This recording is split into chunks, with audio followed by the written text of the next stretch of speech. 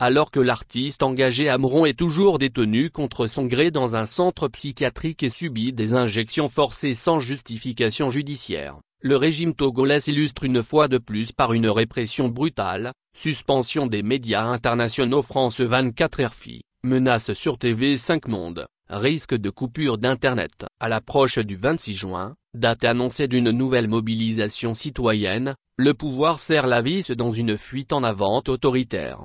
Touche pas à ma constitution. Alors qu'Ameron continue de subir des injections forcées, la seule préoccupation du régime est la suspension de France 24 et d'RFI. Ce lundi 16 juin 2025, alors qu'aucune procédure judiciaire n'est engagée contre l'artiste, l'avocat d'Ameron n'a toujours pas accès à son client qui est toujours détenu contre la volonté de sa famille, dans un centre psychiatrique où il subit des injections dont on ignore le contenu.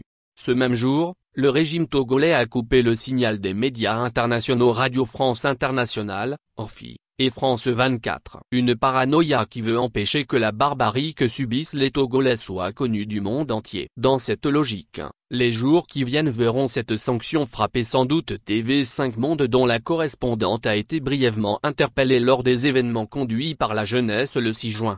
Comme c'est l'habitude de ce régime, il faut aussi s'attendre prochainement à une éventuelle perturbation organisée ou même la suspension pure et simple d'Internet. Un scénario classique des autorités togolaises. La chape de plomb sur l'information s'étend inexorablement à l'approche du 26 juin, date retenue par la jeunesse togolaise pour s'exprimer à nouveau publiquement. Le pouvoir de Lomé est pris dans un tourbillon répressif tous azimuts. C'est sa seule réponse face à l'engagement et à la pression de la jeunesse qui s'est mise en première ligne pour dénoncer les abus de pouvoir, la violence d'État et la mauvaise gouvernance.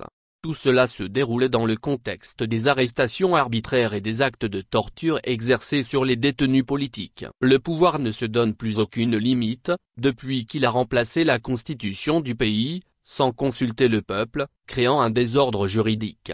Au Togo, les libertés et les droits des citoyens sont progressivement supprimés par le régime, faisant subir aux Togolais tous les abus de pouvoir dans un état de non-droit. Jusqu'à quand le peuple togolais va-t-il supporter ces abus de pouvoir? Ce moment est arrivé. La jeunesse en a assez de cette violence et de la misère qui découle de la mauvaise gouvernance. Et elle s'organise activement pour y mettre un terme. Chaque citoyen togolais est concerné par ce qu'il se passe et chacun doit faire sa part pour que le peuple retrouve enfin ses libertés et son bien-être.